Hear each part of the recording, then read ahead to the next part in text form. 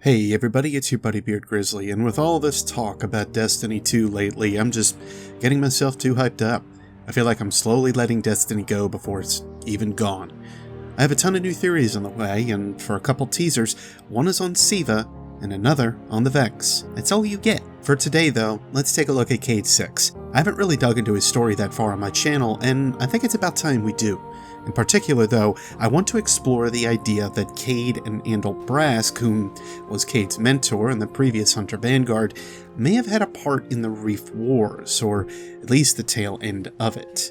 CAYDE himself was all over the place in his early days as a hunter. Never seeming to want to stand still, he amassed a large amount of loot and different equipment from over the years. We're tasked with finding a stealth drive in the CAYDE'S mission, which... well, first off, why the heck has he kept that a secret for all these years? I told him he couldn't have used that in the exclusion zone at all, CAYDE, or, finding a better landing zone on Venus. A planet you happened to be on for a time? CAYDE, you lousy good-for-nothing piece of... CAYDE'S 6 was a daring hunter with a fast ship, a quick gun hand, and an eye on the legendary Vault of Glass. Of course, he couldn't say no to a challenge, not even the notorious Vanguard Dare. He lost the bet, to his immense regret. Now following in the footsteps of his fallen friend Andal Brask, it is CAYDE's turn to oversee his far-flung brethren as the Hunter Vanguard in the tower. He works dutifully, but longs for a chance to get back into the fight. A couple things to get out of the way. First, we already established that Andal Brask was CAYDE's mentor in the original Hunter Vanguard. He was killed by a Fallen by the name of Taniks. Yep, that one we killed a couple times in the Shadow Thief strike.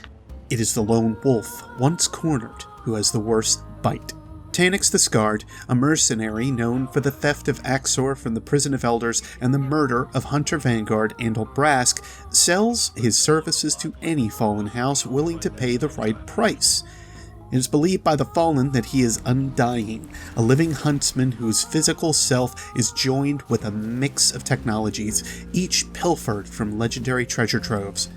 But treasure is not the only currency of value to Taniks. His true ambitions rest in the challenge of the feats in front of him, and the rewards simply allow him to exist, free of any Kel's rule. Well, let's point out a few things from this record on Taniks. He murdered Andal Brask, works as a freelancer amongst the houses, and gets paid for his services. However, before all of that, he had apparently dug into some mighty fine loot caches that have granted him some exceptional powers, or at least the ability to take a hit equal to that of a Kel. And what is it that hunters seem to love most? There will be a ton of loot! Treasure Hunter. That's another fine name for our own CAYDE'S 6. From the CAYDE'S mission, if you go into an event and find a card on the ground, you discover that CAYDE had a system for his loot in case he'd ever forgotten where it all might have been hidden. He grabbed up gear from the major weapon foundries in the tower, exotics and other engrams from all around the system, and apparently, before the Fallen took it all, a ton of glimmer. More than anything, questions sparked in my mind of where CAYDE got some of his finer pieces of loot. Namely, where the heck he could have gotten a stealth drive. We still don't know exactly how Blade Dancers are able to stealth, mostly because of a line that seems to contradict itself in later quest text. I feel like this is deja vu. These crypto systems follow no logic I understand. I'm not sure if it can be modified to work on a Guardian. Where do you think Blade Dancers got their cloaking ability? Don't believe CAYDE. Half the things out of his mouth are lies and the other are fibs. My favorite line of his? Oh, easy. He likes to say he stole the secret of stealth tech from Rasputin, and that's how Blade Dancers learned the trick. Tevis Larson. Well, if Blade Dancers didn't pick up on the ability through Rasputin, where or how did they? I started thinking it over. What races have the ability to stealth themselves? At a reach, we can say that Taken Vex Minotaurs can, but this is mainly due to the power given to them by Oryx's taking. So I'm not sure I can count this example. That leaves one race as a whole, the Fallen. Select Vandals and Captains are given the ability to stealth, but it's not freely given. Fallen have to work for everything with their controlled system, even the use of two of their arms, which are ripped off and capped. Yeah, that's what the docking caps are that you pick up on patrols occasionally. Ew. Oh, right, the second thing we were going to establish way back about 6 paragraphs ago. The Reef Wars. This was a time where the Reef was in combat with the Fallen, in particular the much larger than most Fallen houses, House of Wolves. Petra says it best. At the Battle of Twilight Gap, the Devils, the Kings, and the House of Winter joined forces to take on the city. The House of Wolves could have turned the tide for the Fallen, but my queen interfered. This is important to try to establish a timeline of events to know what might be going on with the city.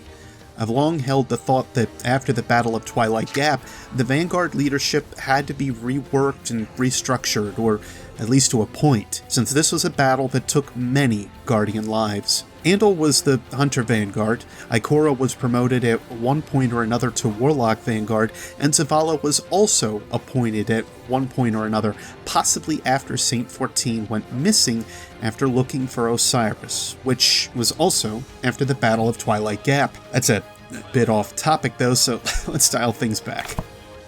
People say I'm a real confident guy. That's true enough. Out in the field, I never had a second thought. My old friend Andal, he used to stand here, right in this spot. He'd come up with these wild stories. He'd say, "You know, Cade, I've been examining the evidence, and personally I've come to think it's you. You're Rasputin, legendary war mind, defender of Earth. And I wish you'd remember that so you could reclaim your full power and save us all." You can see how that'd be embarrassing, especially when he'd say it right in front of Zavala, who already thought I was wasting my life scrounging for engrams. You know how Zavala gets. But I just say, well, Andal, you might be onto something there, but if I'm honest with you, I think coordinating our defense throughout the solar system sounds exhausting, so I'd best leave it to you. Then Andal goes and plays his final joke, and I end up as the punchline. So here I stand, reading reports, giving orders, and getting my worry on. Andal, Cade, and Zavala are all in the same room. This would mean the Hunter Vanguard at least hasn't changed hands yet, and if I have to guess, Andal's final joke? The Vanguard Dare. The Dare hasn't really been deciphered yet, only a list of theories and ideas, but if I have to speculate, it comes back to that stealth drive. The Dare seems pretty cut and dry, at least to its outcome, being whoever loses takes up the mantle of Hunter Vanguard. There also seems to be a time limit that's in place on the Dare, as Cade is quoted saying, It's calling me. Like the Traveler, I only got a year left. After this, I presume the Hunter is again set free, and another set of Hunters or a Hunter takes on the Dare to try to not get stuck in the towers. Hunters like to be free to roam around and all that. Sometimes I wonder why they can't just read a good book. Yeah, well. Overall, the timing is a little weird to place, but with Zavala being put into the Vanguard position after Twilight Gap, and both he and Andal being in the same room with Cade, this seems to tell me the Reef War may still be going on, or winding down. Cade has some pretty heavy knowledge of the Reef, which is shown here in the Prison of Elders Grimoire card. It's a pretty hefty read, but to sum up a few major points, Cade knows about Varix being the handler of the Prison of Elders, he knows about a few of the big players in major battles in the Reef, and he mentions that he's met the Queen of the Awoken, Mara Sov. This is some pretty large knowledge on events outside the city, especially when defenses like the Twilight Gap or other battles called for a lot of attention from Guardians. This is pretty heavy assumption, but here we go. Cade spent a lot of time out in the Reef, again indicated from the Prison of Elders card. Andal Brass came up with the terms of the Vanguard Dare to find a piece of loot that would be worthy of a hunter's time. Cade chose the Reef for at least the asteroid belt, knowing how much fallen wreckage there is out there. With the chaos and cleanup that needed to be done, Awoken patrols might have been a bit lax while the two were looking around the broken, fallen ships in and amongst the heavy asteroids. Andal stumbles onto a ketch or skiff that has two things: the stealth system, pillaged from a Golden Age cache somewhere in the system, and Tannix. Getting himself into a bad bind, Andal contacts Cade, who rushes to where he might be. Not really thinking of staying hidden in a hope to save his good friend, putting the Dare to the side in the interest of not losing a brother, Cade gives away his position to the Awoken. To his immense regret, Cade sees his friend shot and killed by Tannix, but after being damaged or hurt rather badly, Tannix decides to not face Cade and flees from the wrecked ship. This leaves the stealth drive on the ship for Cayde to take, but knowing that Andal was the one that found it, Cayde is held to the terms of the challenge, so he says that Andal won the dare. Cayde lays his cloak over the corpse of his fallen comrade, but not before taking the one Andal wore, replacing it as his own, symbolic of carrying on the previous Vanguard's, one of his brothers, works. Of course, a good hunter never leaves the loot behind, so after loading up his ship, he tries to escape the reef before the Awoken can really catch up. Perhaps their patrol is taken up by following Taniks the Scarred, marred by the countless battles he faced, but especially by that of the hunter, Andal Brask. From here, Cayde could have been captured, met the Queen, stayed around the reef for a while, and talked with Varix. Eventually, this led to a tenuous pact between the reef and the city, with Petra being sent as a liaison to the city, in a way to foster relations between the two forces. After all, the Queen and the reef did want to contact us and at least try to warn us about the Fallen attack at Twilight Gap. Of course, this is a story we don't know if it's true or not. All we can do is speculate. Cayde seems pretty tight-lipped about the events of Andal's death, or at least on record. He seems to have it out for Draxus, the Winter Kell, and a few other major Fallen, showing he still has a bit of a grudge against these guys. Perhaps the ketch that the three ended up on was Draxus' ketch, and Taniks was just under his employ at the time. Oh yeah, that stealth system? Good question, she says. Hang on, let me do my Ikora voice. As you know, Cayde, Rasputin pretty much ran the Golden Age, especially all the secret military business. Rasputin had antimatter-powered death rays and 100,000 satellites and nearly as much brain power as me. Rasputin fought the collapse. It knows things we need. Cayde, mocking or mimicking Ikora.